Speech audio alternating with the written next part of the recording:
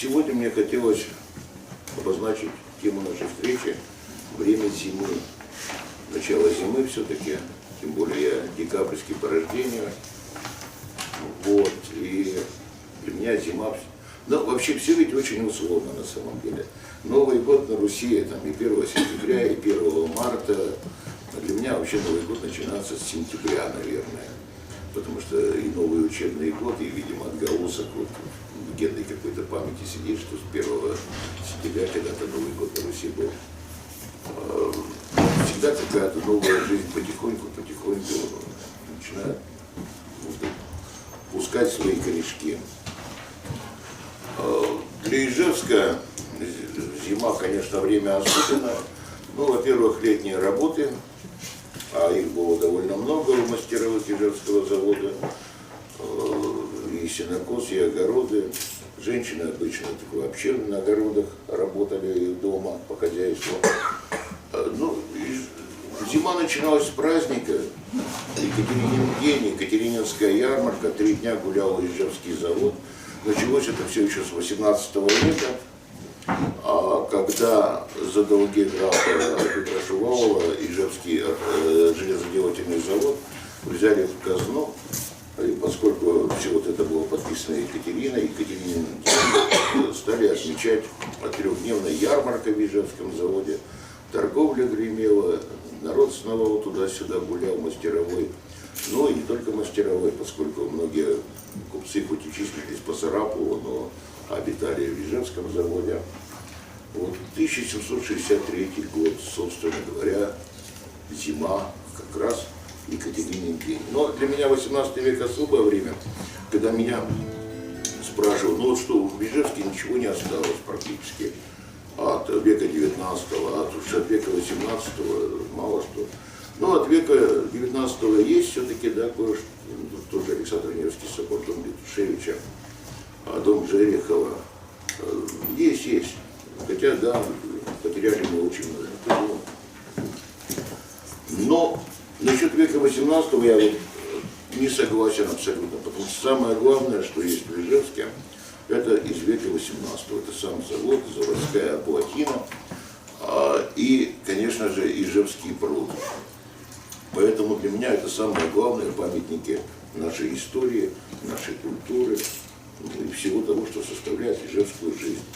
Потому что любое поколение, жившее здесь, оно так или иначе было всегда ориентировано на Ижевский пруд, заводской пруд, который сам работал. И нашу зимнюю такую встречу я хотел бы начать как раз с песни «18 век». Попробую я ее спеть. Если я где-то засбою, вы уж там на меня не серчайте, потому что все-таки я не артист, я человек за письменным столом. Ну, будут какие-то вопросы, милости прошу, постараюсь, если смогу, конечно же, я постараюсь на них ответить. 18 век, этой песня уже старенькая, давно написана. Вот, в книжке у меня стоит дата 1990 год. То есть, 29 лет получается, 30-й год пошел.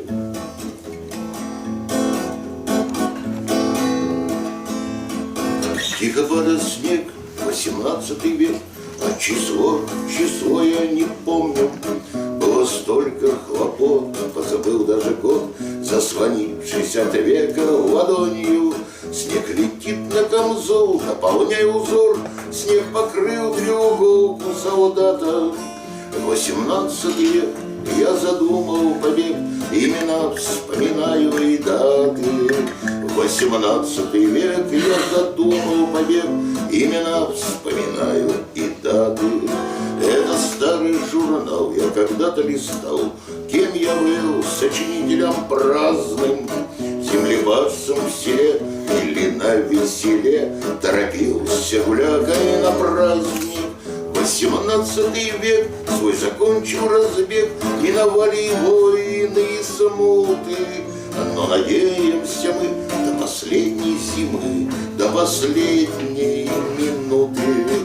Но надеемся мы до последней зимы, до последней минуты. Тихо падает снег, 18 век, я стою у картины в музее.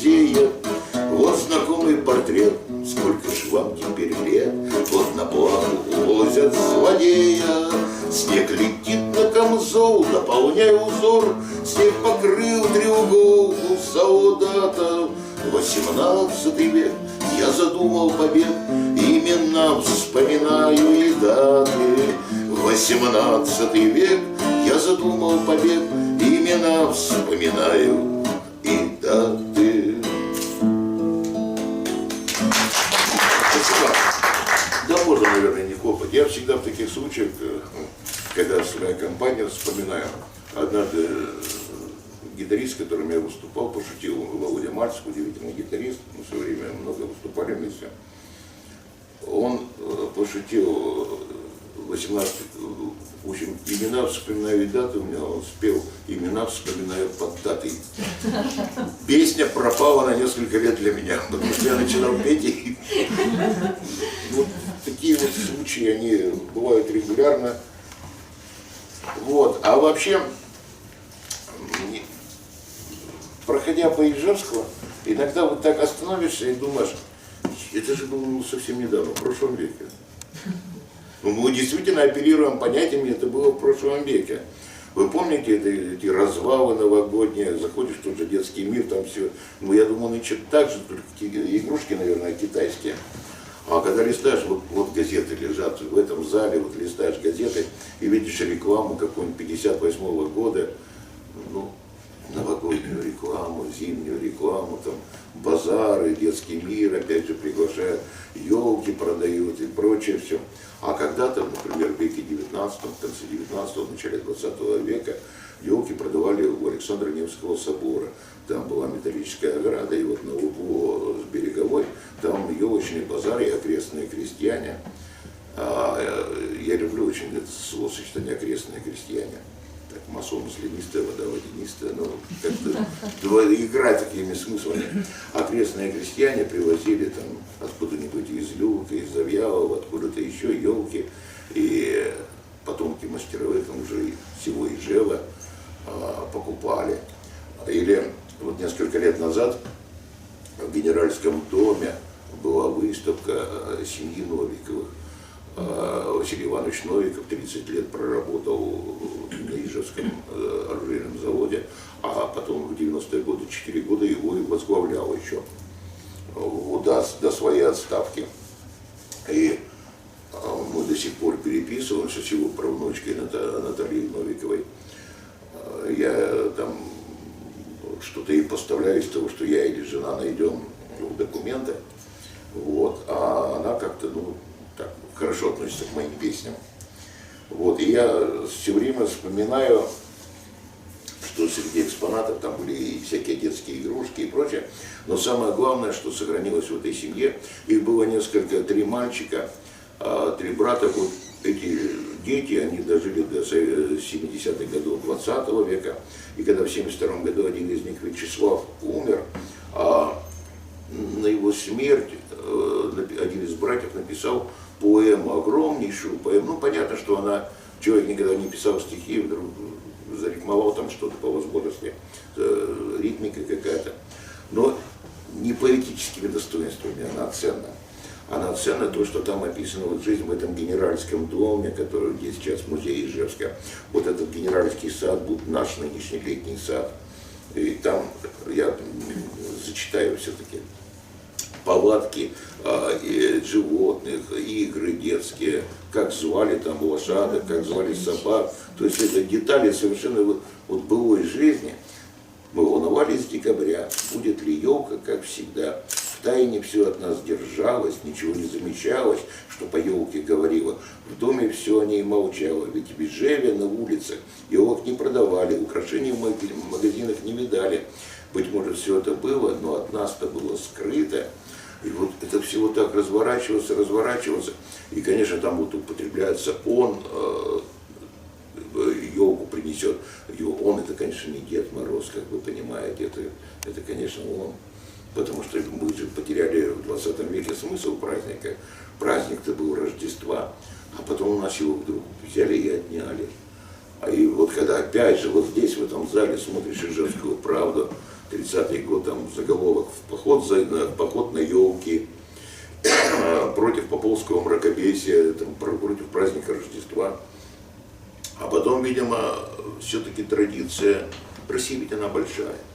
То есть это можно в Москве, в губернских городах, ну или вот в областных, тогда еще, по-моему, область была, в 32-м, по-моему, республика стала, я уж не помню, или в 30-м, в 34-м СССР уже, да, а до этого там было как-то в 32-м еще что-то, ну, вот тут это можно было там, где власть поближе, а в деревнях ведь все равно. Когда, вот, например, ведешь какие-то архивные поиски, думаешь, почему такой разнобой в датах? Один и тот же человек, несколько дат, получается. А все очень просто. А человек не жил по календарю, человек жил по церковным праздникам, постам, а человек жил по каким-то календарным видам работ, ну, синагог, башня там, и так далее. Когда это было, да, вот на ту Троицу, там, вот, когда вот там кобыла разродилась там белым жеребенком, к примеру. Вот. Все это безумно просто интересно. Но вот в Ижевске все-таки, вот я говорил, вот хоть он и пишет, что но ребята просто не видели. В конце 19 века были елки уже. Первое, конечно, да, в Генеральском доме. Но потом и в гимназии, и в нашем заводском корпусе под башней. Все это, конечно, было и конфеты, и хлопушки, и так далее. А вот и советская власть как раз ликвидировала все это очарование праздника. А очарование праздника было просто потрясающее. И не только, кстати, в Ижевске. Вот, отмечали его и не только в купеческих там, или в чиновных домах каких-то. Ну, я не поленился, я взял с собой. Ну, пожалуйста. Но ведь, и можно я буду что-то зачитывать, какие-то куски? Но ведь и деревенские ребятишки зачастую не были обделены. Вот, к примеру, в селе Борзиново 7 января 1897 года, уже второй раз, в кавычках, по инициативе попечителя школы земского начальника Булгакова и учительницы Михайловой в громадном заведении земской школы вновь была устроена елка для учащихся как земской школы, так и церковно-приходской, на средства, собранные по подписке. Между прочим, и сладости, и веселье, и дети рассказывали стихи и басни, и были им подарки. И смотришь, ну, Понина, Шаркан, Гришурма, и так далее, и так далее, и так далее. И дети получали ведь и серьезные подарки в виде, например, куска материи, там, на рубашку, там еще что-то. И, конечно, вот то, что деревенский ребенок увидел, он же, представьте, вот он приходит в свою деревню из земской школы или церковно-приходской и рассказывает взрослым о том, какой он видел елку. Мужики, наверное, так чесали голову, что это такое елка. Елка, вон в лесу растет. Вот. И вот это очарование, конечно, попытались все это загубить. Но поняли, видимо, что бессмысленно. И в 1935 примерно году, в середине 30-х, вернули елку. Но елку уже вернули не просто. Уже наверху была не Вифлеемская звезда, Кремлевская рубиновая звезда, а уже была елка новогодняя, и календарь поменяли. И вообще помните, как у Пастернака не оглянешься и святки, смотришь, там и Новый год. Сейчас все наоборот, сначала Новый год, потом уже Рождество и святки. То есть все вот так вот поменялось со сменой календарей. И ну, Новый год падает теперь на Великий пост. Вот такая вот несуразица. Но мне очень нравится, как такие просвещенные батюшки, они всегда говорят, что негоже обижать хозяев, если вы в гостях, если подают им новогодние пельмени, традиционное блюдо, не вздумайте отказываться. Другое дело, что если там будет постный стол, тогда да, есть выбор. Вот. Вообще, мне в свое время очень много приходилось ездить по Удмуртии, и более того, даже жить где-то подолгу. У нас в Дебесском районе была такая писательская колония, когда кто-то из друзей добирался, это где писатели живут, заброшенная деревня, от всей деревни один дом остался, а потом второе место, где 2 дома уже осталось. И вот какие-то места, которые запоминались, они в разных местах, в Дебелском районе, в Волжском, Увинском, где друзья живут, где какие-то это могла быть какая-нибудь вершина, это мог быть ручей, это могло быть здание. Недавно вот меня в Докше провезли, специально показали там на одной из угловых улиц старый дом века 19, наверное, кирпичный. Или вот к Варсу проезжаешь, когда в сторону Чайковского, там стоит дом с цифрами 1896 год на фронтоне. Впечатляет, когда видишь такое свидетельство. Ну а, конечно же, в первую очередь обращаешь внимание на храмы, на наши храмы. Я помню вот тот же Паршурский храм, Татьяна Васильевна, где первый раз я там зимой оказался, я прямо охнул. На фоне синего-синего неба, вот эти купола, как смотришь, где служил отец Виктор Максютин. Ну, там же и похоронен возле этого храма. Или когда ты оказываешься в деревне Кваки, которая когда-то 200 лет назад была селом и даже областным центром, и гадаешь, где же тут был храм. Ну вот, в Паршуре храм Николаевский, в Данилове храм Николаевский. 2 раза праздник Николы Угодника отмечают в России. Ну, не только в России, разумеется. Но в России это особо чтимый святой, конечно, батюшка Никола. Никола здешний, весенний, летний, еще называют концом мая, и зимний, декабрьский. Ну, вот такая песенка. Мало кто вспомнит, что был такой город Миро-Ликийский, но Николай Миро-Ликийский знают все.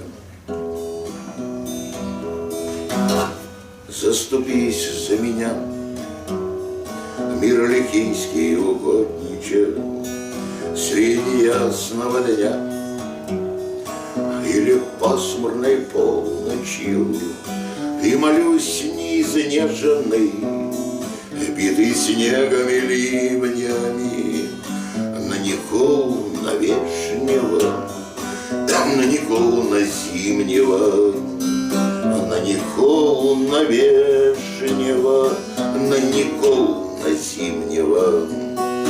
О родной стороне память держит нас цепко, до сих пор снится мне невеликая церковь среди поля безбрежного, то в тумане, то в инее, на Николу навешнего, на Николу на зимнего, на Николу навешнего, на Николу на зимнего.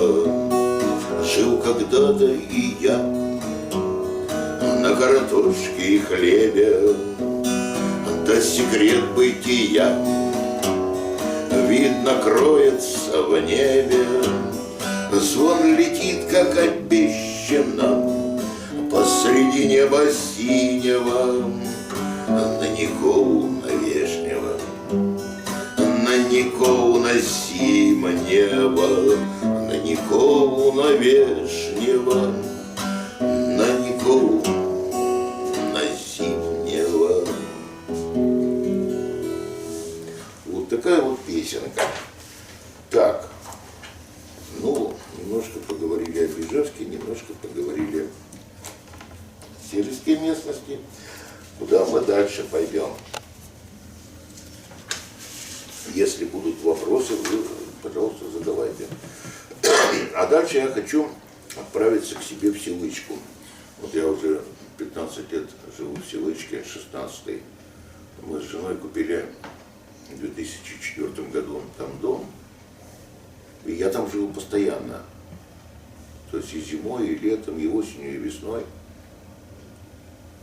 Какое-то есть в этом особое очарование. Я вообще сейчас, у меня там маленький кабинетик есть. Я вообще стол перетащил, я теперь в комнате прямо работаю. И за окном жена повесила кормушку. И там постоянно то воробьи, то синицы. Ну, снегирей пока еще не появилось, но в прошлом году и снегирей было много. И это вот голову от компьютера поднимешь, туда посмотришь и опускать не хочется. То есть так бы часами и наблюдал за этой жизнью. Совершенно потрясающая картина, умиротворяющая. А работает и неохота.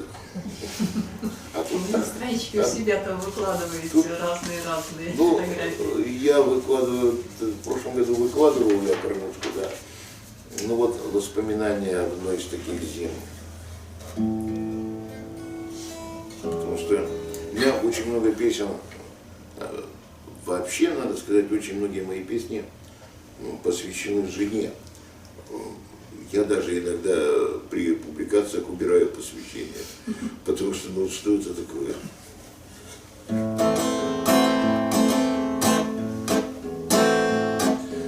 Так зима была холодная, и летели по городе стаи снегирей голодных на калину в палисаде.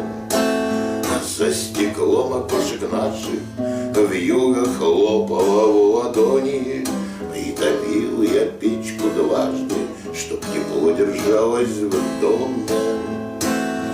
Мы с котом в окно глядели на дорогу, на калину. Брызги красные летели вниз на снежную холстину. Стужа плеснула жало, жалость людям горбит спины. Если б ты не приезжала, было бы невыносимо. Стихнет стужа, дым пожиже, над трубой кольцом завьется. Назовется это жизнью, и любовью назовется. Та зима была холодной, и летели по городе стаи снегирей голодных на калину в палисаде.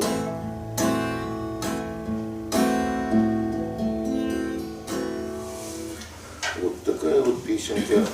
Ну, надо сказать, силычки-то у меня довольно много, потому что я же там живу, все, что меня окружает, так подталкивает периодически. Ну, хотя, признаюсь, писать-то уже все меньше и меньше как-то стал. Но иногда бывает, иногда бывает. Так, ну вот я хочу спеть последнюю песенку. Самую последнюю.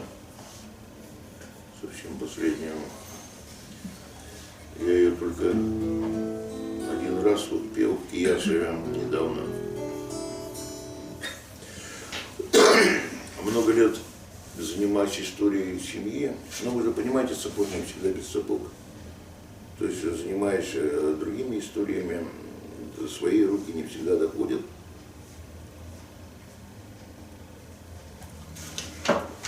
Мне однажды мой дядя сказал удивительную фразу, что он не видел ни одного своего деда, ни одной своей бабушки. Меня так поразило. Я тогда собрал по этим двум линиям, по отцовской линии, Жилина и Пашкова, это в Луткинской деревне Гавриловка, за Луткинском, все, что мог. Но вот такие глухие предания упоминались, что оба прадеда были раскулачены. Но материалов нигде не было. Я уже отчаялся, думал, что в Пермском архиве, эта территория огромная, она же отходила, сначала в Пермскую губернию вошла, после создания Луцкой автономной области в 20-м, тогда граница Завьялова проходила. А потом все-таки вот как-то, все-таки все должно созреть, любая находка. Я попросил жену, она специально посмотрела списки решенцев там одного сельсовета. Все же тусовалось из одного сельсовета в другой, из одного района в другой. Сколько у нас было? 35 районов, осталось 25. Нету ни Белышского, там, ни Тыловайского, ни Пудемского, ни Наугинского. И все-таки в Евсинском сельсовете, не в Камском, как я предполагал, а в Евсинском нашлись эти документы. И среди них был список лиц, высланных в эшелонах на север.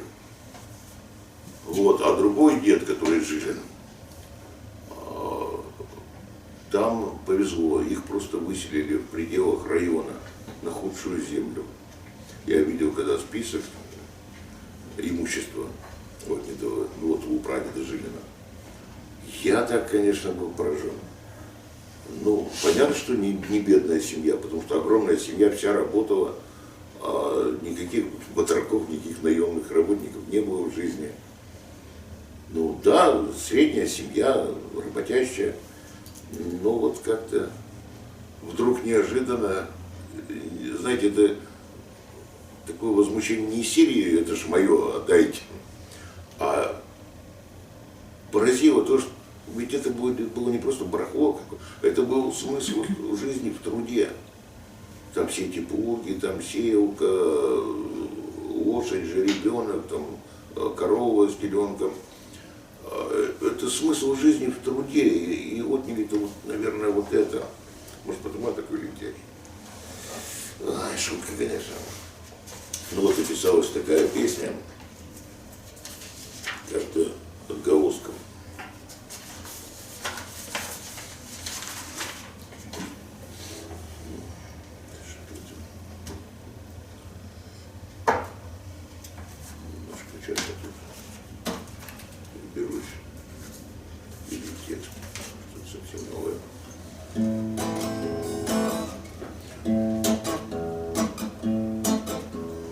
На северах, где сгинул прадед, ветра нанизывают пряди, снегов, дождей и листопада, как будто в школьную тетрадь. Все пишет почерком не детским, нет, чтоб кому-нибудь в отместку о людях, канувших безвестно, чей след едва ли отыскать в архивах и библиотеках. Судьба любого человека, но тех, кто сгинул в пасти века, еще попробуй-ка найди там на неведомых дорожках теплушки, ссылка, не отложка, звонки ночные и в окошко, свет фар полуночных глядит. Да это ж не с тобою было, а вот поди ж ты не остыла, и где у прадеда могила, никто не знает из родни. Глотай таблетки хоть пригоршни, все ж не найти незнанья горша, и только имя, как Пороша, звучит в родительские дни. Не глотай таблетки хоть пригоршни, все ж не найти незнанья горша, и только имя, как Пороша, звучит в родительские дни. Вот такая вот печальная песенка. И я хочу спеть сейчас, может быть, не совсем зимнюю песню. Как вы заметили, я все-таки песни так или иначе с зимой связанные пел. Но она и зимняя, наверное. Меня иногда просят написать песню на заказ. И две последних таких вот заказных песни. Но это не значит, что на заказ там как-то шалова. Все-таки это приходится через себя пропускать. Меня потрясло вчера замечание ВКонтакте. Я входил в инициативную группу, вот этот памятник труженикам войны, дети войны, то, что возле ГТО. Там Ольга Роматынская, я подряд перечисляю, потому что мы с Олей однокашники, она в 10-м А училась, я в 10-м В. и конструктор оружейных Ерыгин. Вот. И она меня постоянно подбивает написать песню на ту или иную тему. Причем еще и ставит задачи, что должно быть в этой песне, а что не должно быть. И вот я сейчас попробую найти. Где же она у меня? Первая песня, которую я написал по такому заказу, мне позвонил один мой знакомый и говорит: Сереж, надо встретиться. Ну, давай встретимся. И говорит: слушай, в Алматинской вот такая задача к тебе. Я говорю: слушай, а почему она мне сама не скажет об этом? Ну, вот она считает, что вот парни должны сами поговорить. Задача была такая: написать песню, чтобы в ней были, тогда же приближалось уже столетие Калашникова, написать песню о Калашникове, но не о Калашникове, а чтобы о каждом поколении в этой стране, чтобы в ней были Курья, алтайское село родина Калашникова, и чтобы в ней был Ижевск, и чтобы в ней непременно падал снег. Я говорю: Оля, ты немногого хочешь. А потом как-то вот этот снег меня, ну сначала зимой начал, снег меня как-то, ну вот, понимаю, ведь действительно это, я не знаю, как госпитальные бинты какие-то, как снег на нашей памяти. Я вспомнил Калашников, ведь это же, я не знаю, что чувствует этот человек, когда в 10 лет семью раскулачили, когда вызвали в Нарымский край, где отец умер, и как он 400 верст по степи, по тайге по степи добирался до своей Курьи. Когда он приходит, а сестра замужем за коммунистами могла приютить его только на одну ночь. Ну, это, конечно... И второй раз, когда он возвращается, а дома уже нет. А в памяти воспоминания о том, как скотину тут же при тебе забивали, и красные от этой крови снег. Ну, представляете себе, что 10-летний ребенок чувствовал, 12-летний. И потом вот, сколько ведь он туда приезжал, я думаю, все равно у него была какая-то обида, ведь эти же люди тут же жили. Ну, в общем, это печально все. Причем не то, чтобы даже упрекать этих людей. Тут немножко другое. Тут, как говорится, Бог сам разберется. Ну вот такая песня «Курья, Ижевск». Потом на нее сделали, ну клип не клип, но такую киношку с хроникой.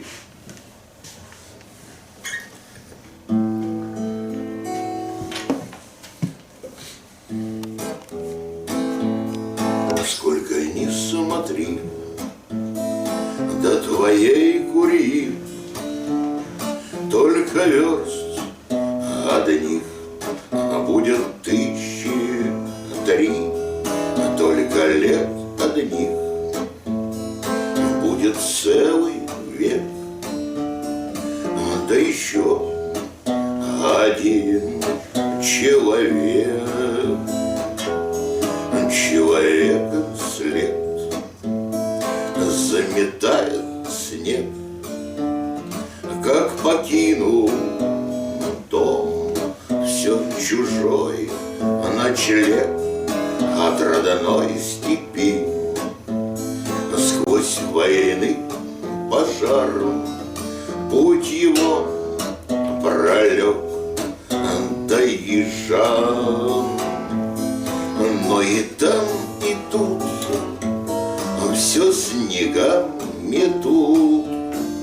Опустилась ночь на Ижевский пруд, в проходной ремни до колыши, до твоей Курьи, как до Волжки. Там на Волжке все трубят рожки, и разметили егерям флажки. То ли выше кто, то ли сам большой. Если что-то есть за душой, а пусть душа болит от обид и бит. Только в памяти люди из судьбы, да отцовский дом, окнами на свет, а людей родных, как и дома, нет. Но и там, и тут все снегами тут. Опустилась ночь на Ижевский пруд, в проходной ремни да колыши, до твоей кури, как до Волжки. Но и там, и тут все снегами тут. Опустилась ночь на Ижевский пруд, в проходной ремни да колыши, до твоей кури, как до Волжки. Вот. И мне трудно петь, потому что там же передергивание автоматов, автоматная очередь. И я уже знаю, после каких строчек там выстрелы идут, где там затвор щелка. Ну и там хроника, конечно. Оля Армутынская меня уже сама в этот раз отловила.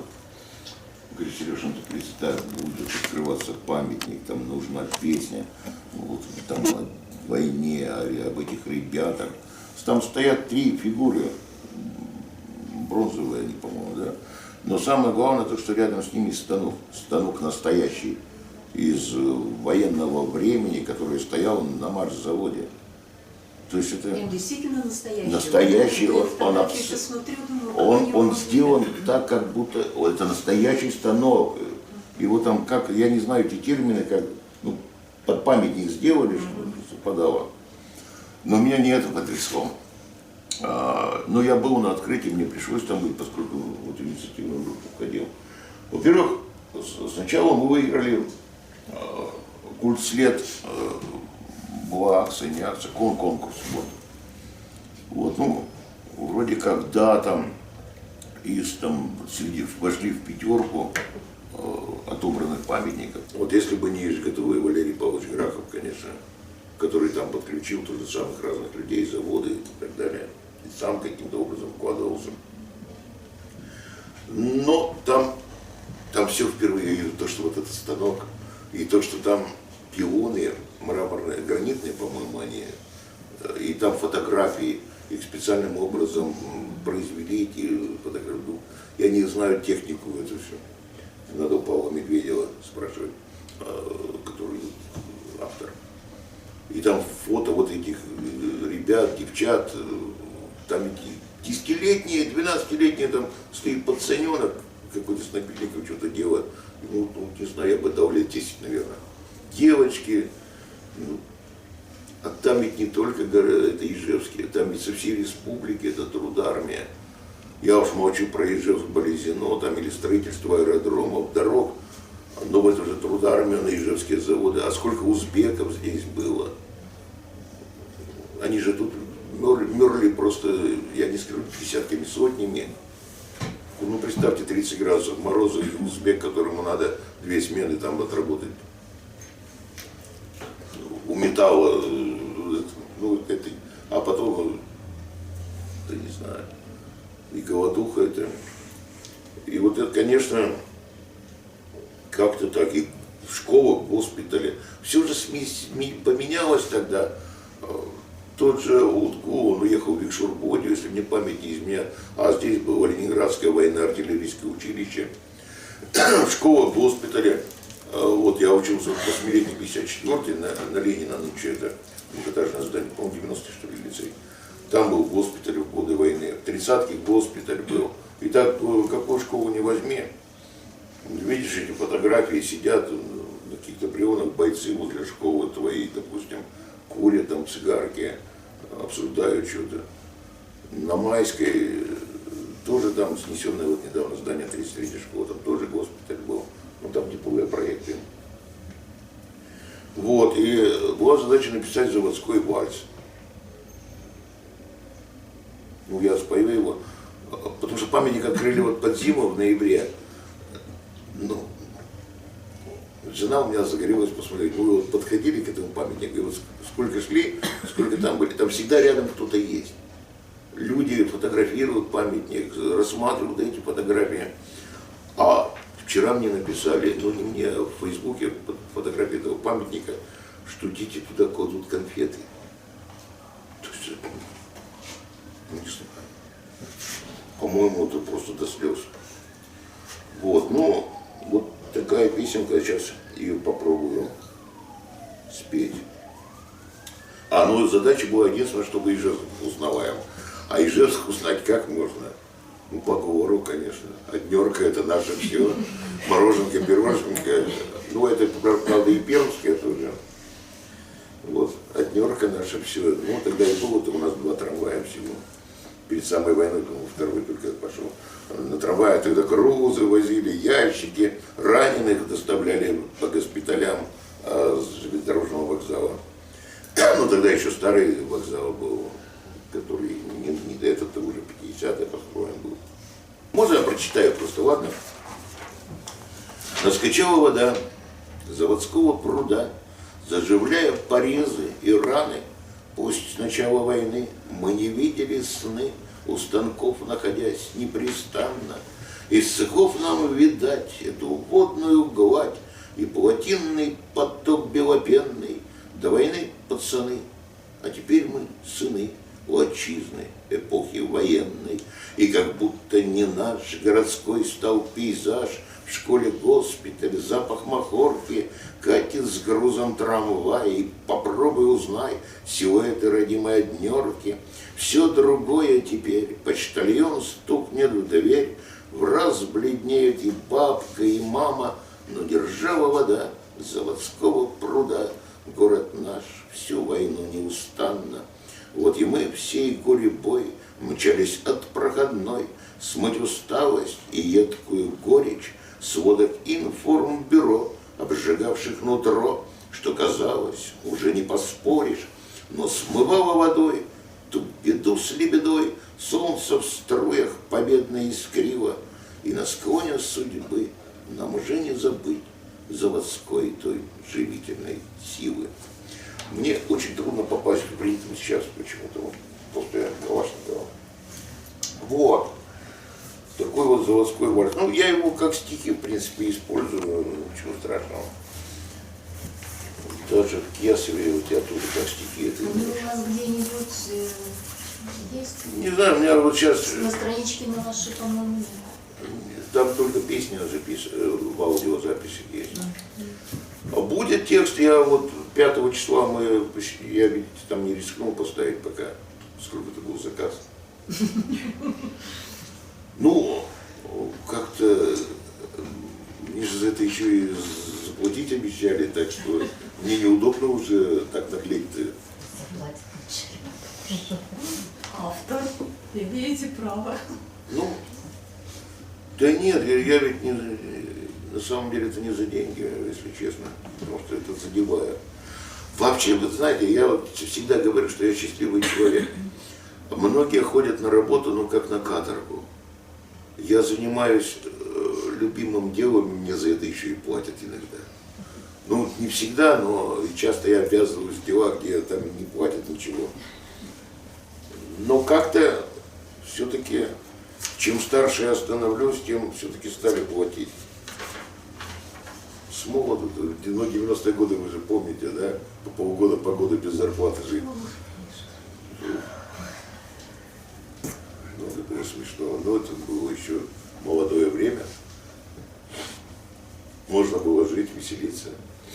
Хотя вот у кого дети, например, я вот представляю в то время, каково это, когда тебе надо хотя бы хлеба с молоком домой принести. Конечно, как пережили.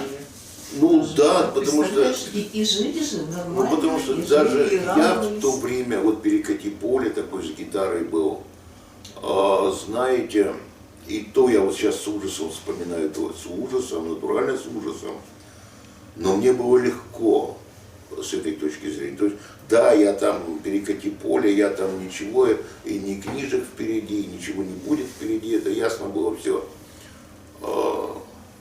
Как-то жизнь была веселой. Вот, а вот кто, вот да, это же нереально трудно. Как это все? Потому что я видел, ну, как у меня же были друзья, какие-то знакомые, как они жили. Все это было.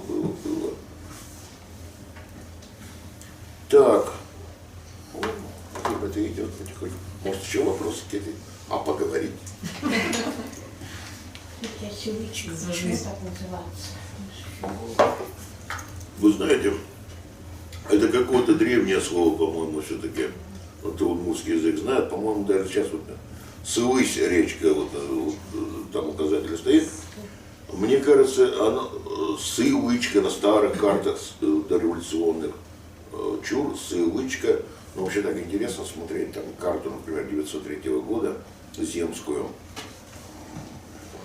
Фон Фок, кто же он там, в общем, межевой какой-то там чин снимал. Вот как раз где Сивычка впадает в Иш, это как раз вот тут же Сивычки. Это место Сливки называется, называют местные жители. Ну так, смотри, Земская, значит, дорога, ну когда-то тут трактно-оружейный завод, там уже в это время к земству. Там же все казенные лесные дачи были, то есть до Якшурбоди, в принципе, тут не было ничего, никаких населенных пунктов. Вот. А деревня Якшурбоди, она раньше входила в приход Александра Невского собора. Там где-то в начале 60-х годов 19 века открыли, только в 61-м, 62-м, уж не помню сейчас, открыли храм. Ну, сначала молельный дом был. Кстати, Захар Попов, местный торговец, крестьянин, приехавший из Аханского уезда, отдал свой дом. Потом он впоследствии переехал в Сарапул, стал купцом второй гильдии, потом даже первой, по-моему. Ну, вот известная такая фигура в местной истории. Вот, я все время никак не мог понять, как-то странно, местные там известные люди, вдруг у них восприемник как при крещении. Там якшурбодинский крестьянин Захар Попов. Что такое, что за фигура такая? Ну, смотрю, ну понятно. Торговец торговал, потом купцы вышел. Но вот, спою я еще песенку про птичек-то я сегодня говорил. Песня называется «Синичка». Они летят иногда прямо бум, стекло не видят. Ну правильно, я же за столом сижу, вдруг чего-нибудь там.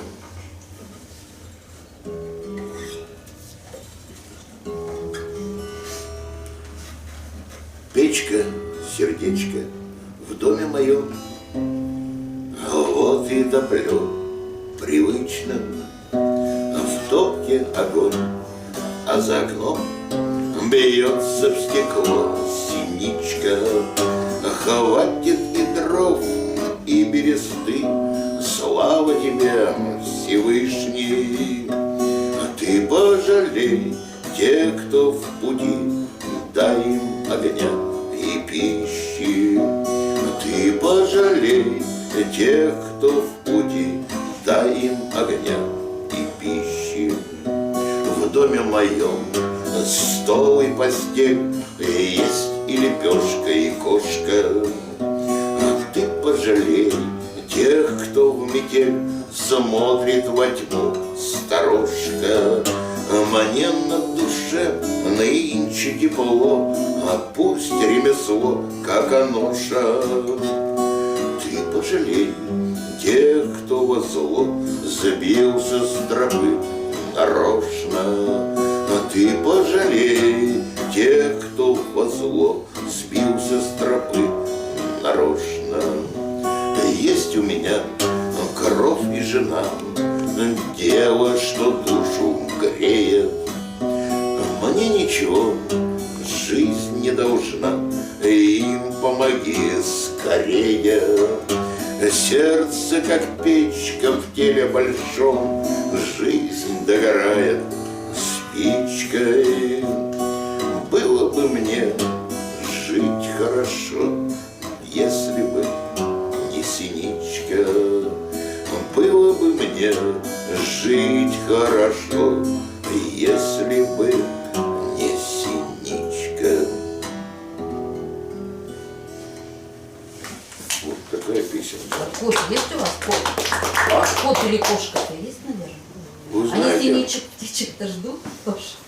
с котами, кошками у нас целая история. Сначала у нас был кот. Как все говорили, настоящий писательский Ну кот. что, уже нет его? И кота уже нету, есть кошка. Кот прожил только 7,5 лет.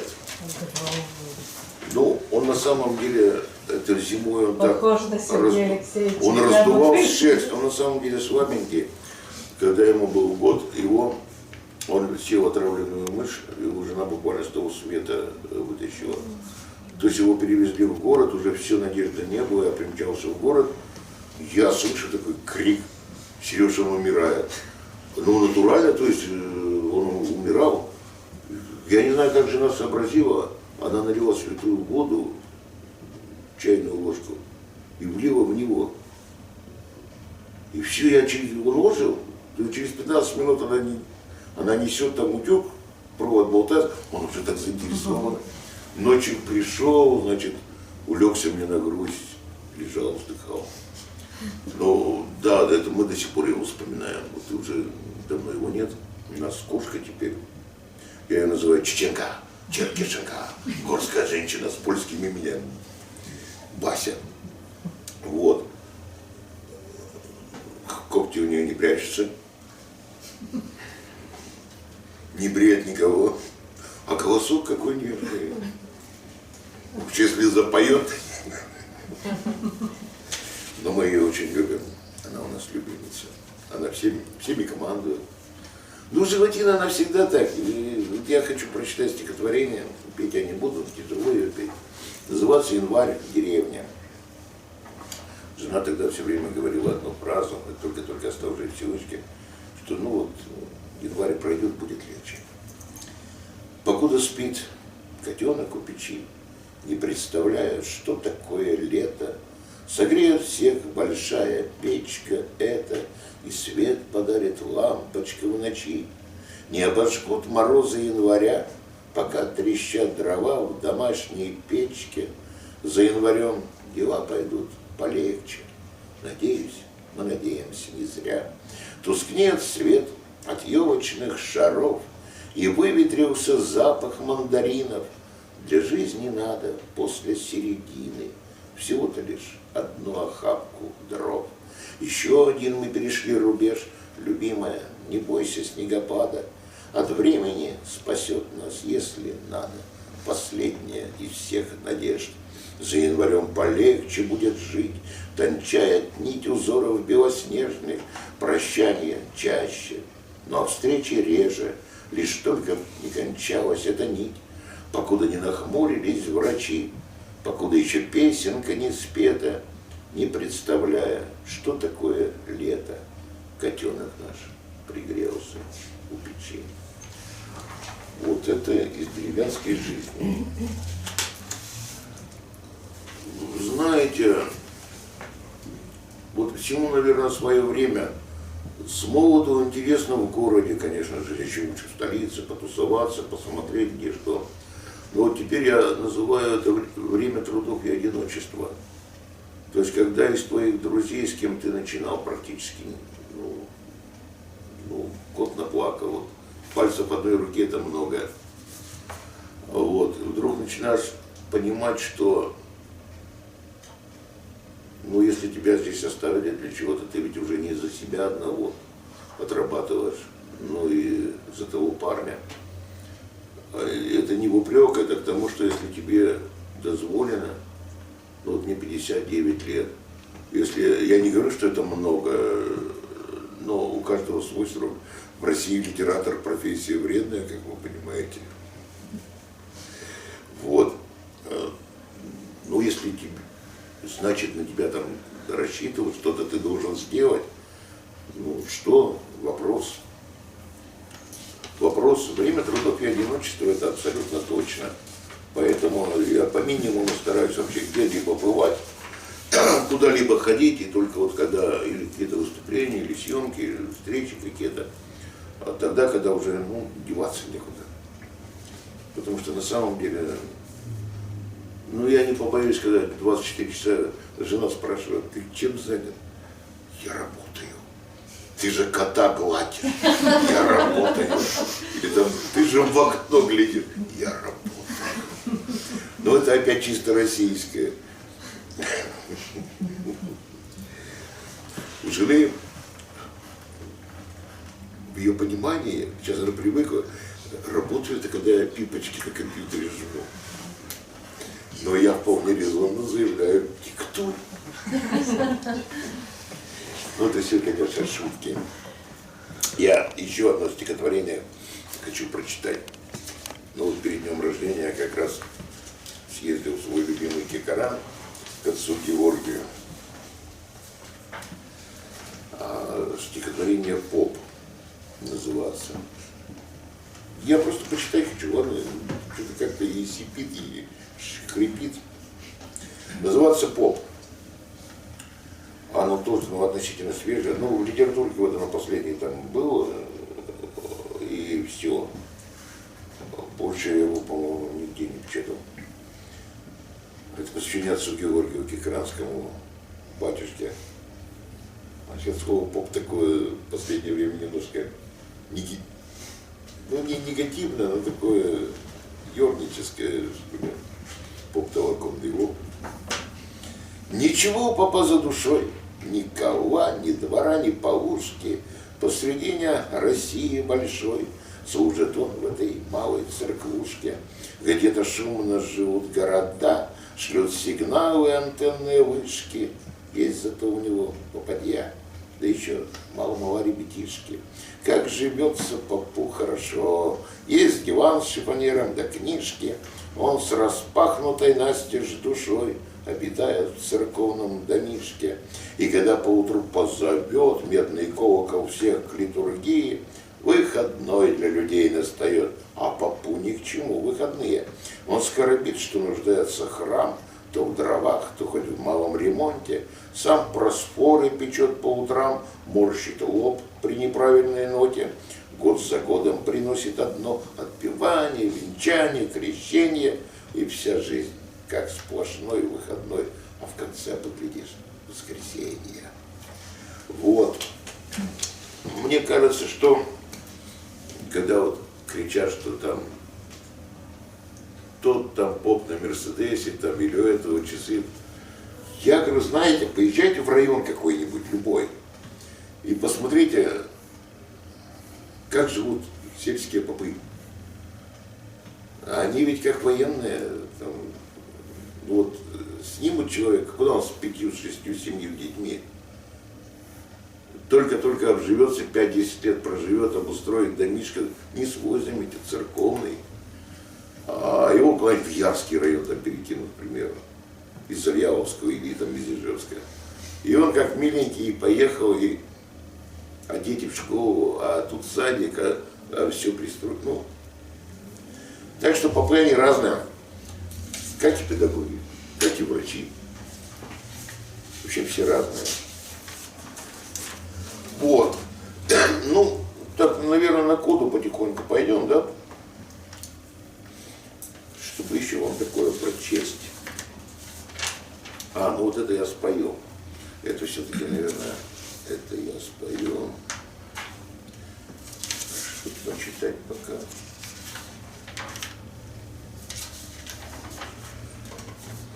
Хулиганить неохота тоже. Как-то. Вопросов не появилось? Там выпустить полное собрание всех сочинений. О, я вот тут распечатал сегодня 2 статьи по поводу журнале тут одном были они. Это еще собрать надо.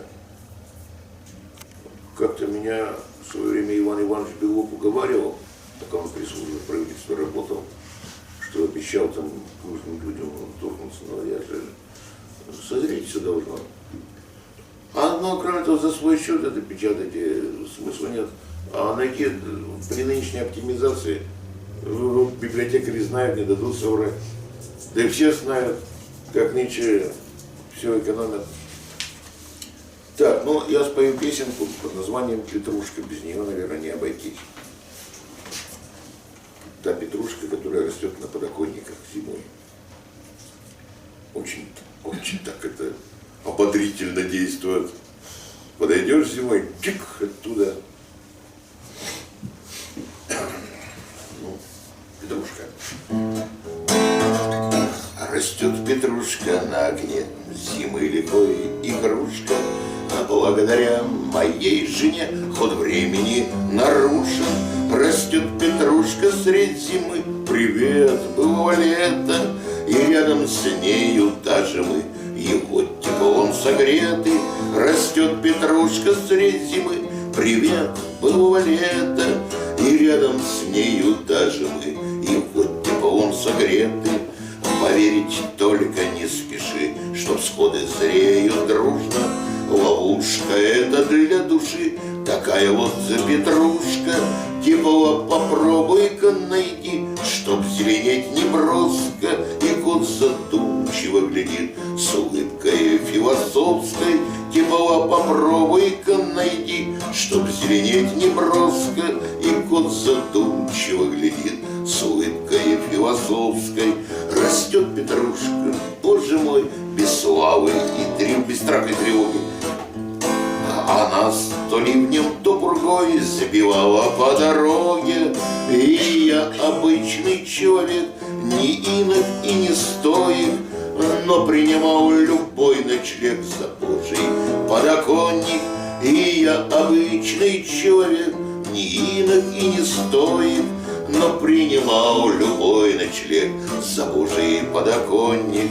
Как мало нужно все же нам ни слава, ни кормушка, всего делов-то, чтоб жена, чтобы зимой петрушка, в кармане спичек коробок да медная полушка. Но подождите, дайте срок, и будет вам петрушка, в кармане спичек коробок да медная полушка. Но подождите, дайте срок, и будет вам петрушка. Такая вот петрушка. Ну, все-таки зима подкидывает темы какие-то, как ни странно. Как ни странно. А вообще, мне очень нравится у Давида Самойлова, у зим бывают имена. Может быть, помните, у зим бывают имена. Одна из них звалась Татьяной. Но там перечисляются разные имена. И Марфа, и Екатерина из зимы были у лирического героя. А эту зиму звали Анной. Она была прекраснее всех. Вот. И как-то каждую зиму какие-то имена возникали с молоду всегда. Может быть, иногда ненадолго, но мне кажется, что вот все вот какие-то романтические такие увлечения, ну, может быть, связано с тем, что школа, тем, что вуз там и прочее, а все это часто там было. Вот для меня, по крайней мере, как-то несомненно. Я хочу прочесть, наверное, прочту я. Петь как-то я уже не рискую, если честно, своим сипением. Воспоминания о 80-х. Пили олиготе, пили мы ркоцетели. Помню я зимы те, помню я те метели. Было нам 20 лет, смяты с утра постели. Что у нас на обед? Кажется, ркоцетели. Только уже давно кровь не бурлила в жилах. Легкое то вино головы меж тем, путая жизни цели, пили олиготе, пили мы ракоцетели, память не вороши, много мы прошагали, так далеко зашли, что возвратимся едва ли. Было нам 20 лет, 30 и даже 40. Что у нас на обед? Кажется, разговоры. Где той эпохи след, время бедою лечит. Только из давних лет все проступают резче. Снежные зимы те, синие те метели. Пили олиготе, пили мы ракоцетели. Я слушаю музыку, то есть когда исполняется песня, я слышу мелодию. Спеть можно телефонную книгу. Можно. Если у тебя есть... А когда вы прочитали стихи, оказывается, содержательные аспекты еще и, как говорится, Ну, там глубже и шире. Да, есть такой момент. Ну, наверное, да. Но я говорю, как тексты пошли какие-то, вдруг многие мои знакомые стали относиться ко мне именно как... да, я теперь уже не боюсь этого. Да, конечно. Ну, вот стихи вы записываете, а музыку? Вот, например, Да какая-то Калашникова. музыка, это бум-бум-бум. Нет, это не бум-бум. Особенно вот про Калашникова мне очень понравилось, и гармония, и... Профессиональный музыкант, поэтому она... Мне хотелось бы музыкальная вот, ну, где-то вот Знаете, выучить и вот спеть тоже. насчет Калашникова я вам скажу. Я очень долго искал, вот как вы не поверите, может быть, обычно у меня бум-бум-бум, действительно. А вот Калашникова я долго искал вот эту манеру. Я не говорю мелодию, манеру произнесения.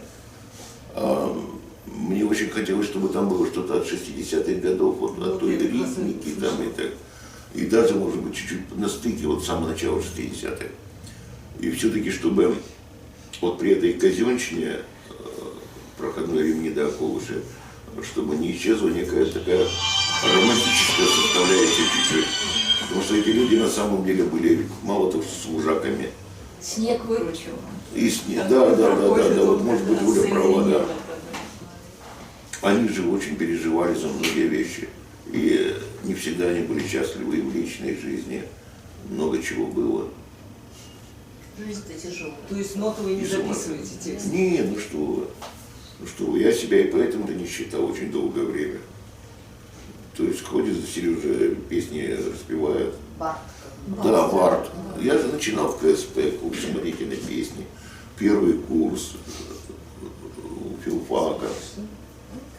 Все-таки, наверное, не обойтись без еще одной такой темы, которая к зиме имеет непосредственное отношение. Я имею в виду тему гражданской войны. Я буквально спою одну песню, без которой просто никак. Дело в том, что в 1918 году, до 3 месяцев, сопротивление Ижевско-Воткинское восстание потерпело поражение. Я не собираюсь говорить, кто прав, кто виноват. В гражданской войне, на мой взгляд, победителей просто не будет. Это вообще, по-моему, естественно, что их просто нет. Другой вопрос, то, что мне пришлось заниматься этим с точки зрения повстанцев в один период какой-то. И вот была даже книга такая от Прикамья до Приморья. А я хочу спеть песню, вспомнить то время, потому что именно в это время они ушли за Каму. Это тысячи ижевских и воткинских рабочих. Они ушли за Каму и потом ушли к Колчаку. Так, вот я хочу спеть песню «Два деда». Потому что я дитя и победителей, и побежденных, но которых, ну, как я говорил, там победителей нет. С одной стороны, там у меня дед революционный матрос, с другой стороны, как я говорил, раскулаченные и двоюродные, которые участвовали. С другой стороны, в гражданской войне.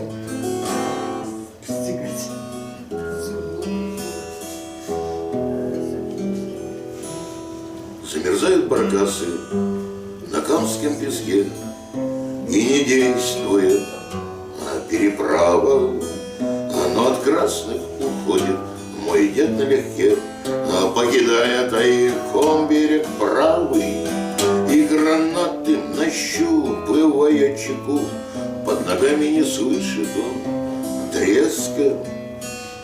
А пробирается дед мой тайком к Колчаку, далеко, далеко от Ижевска. Пробирается дед мой тайком к Колчаку, далеко, далеко от Ижевска. Опустел за войну казенный завод, когда дед мой второй возвратился. Он был красный герой, не щадил свой живот, и за счастье народное бился. Пусть наган привычно сжимает рука, но пора за дела уже браться. Дед служил комиссаром в Ижевской ЧК и мечтал о свободе и братстве. Дед служил комиссаром в Ижевской ЧК и мечтал о свободе и братстве. Ах, два деда моих, вам бы сесть за столом с пирогами и четвертью браги. Две похожих судьбы вдруг под разным углом разошлись, превращаясь в зигзаги. Черной дробью рассыпаны здесь рыбаки, и не действует переправа. Вот стою я на льду посредине реки, а какой у нее берег правый. Вот стою я на льду посредине реки, а какой ее берег правый. Браво. Спасибо. Мой Саша, друг Саша Глезин, такой автор исполнитель из Гозов, говорит, старик, ну наш по течению посмотри, это так ведь идет. Вот так же и в нашей памяти, в нашей истории все приходится пробивать, и по своей родословной пробивать, и по даже вот слава Богу, что вот можно по-разному относиться, мы все люди, мы все разные характеры у нас, можно по-разному относиться к краеведам, к тем или иным фигурам в нашем краеведении, в истории. Но ведь то, что они делают, это на самом деле великое дело. То есть они позволяют зацепиться, а дальше можно самому идти.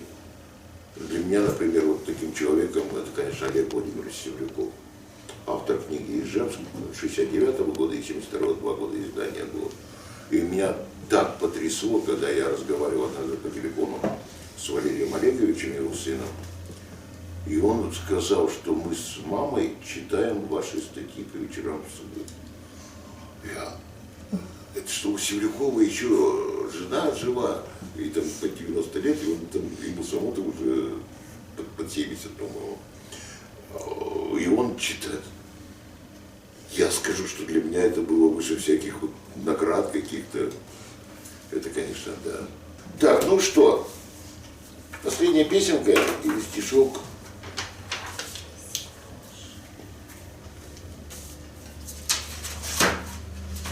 Трагического не хочется. Ну вот, давайте вот такого. Попробуем.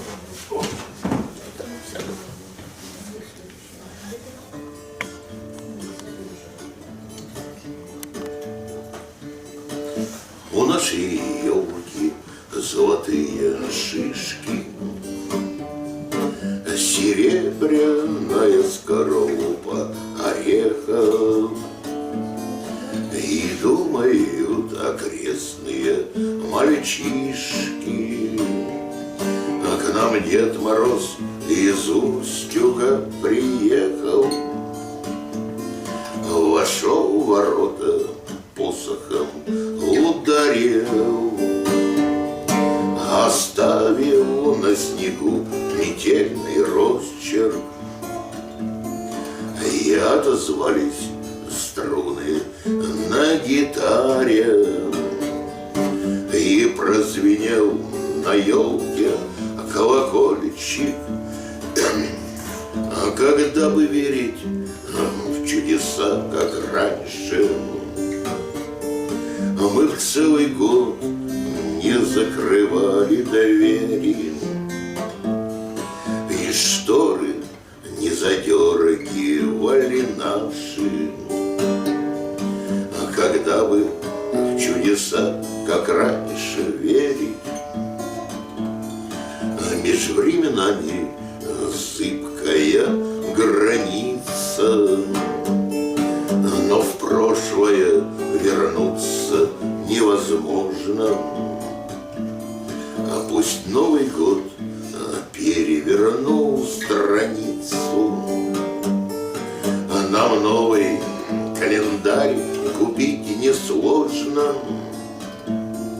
Раскладывай из месяцев пасьянсы, а покуда не смолкает колокольчик, на Рождество мороз и небо ясно, и будет воскресенье, это точно. А когда бы верить в чудеса, как раньше, мы б целый год не закрывали двери, и шторы не задергивали наши. А когда бы в чудеса, как раньше, верить.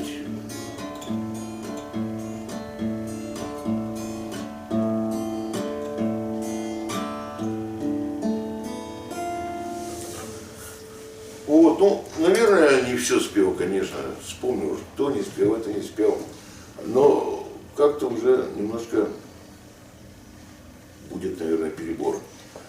Спасибо большое. Я надеюсь, что в январе мы встречаемся, да? Да, но я не знаю, по какого числа, если там мы Ну, отдыхаем. в январе я допою остаток зимнего. Там будет песен, я не думаю, что много, но десяток будет. А потом мне очень хочется почитать кое-что, как раз из рождественско-зимнего такого.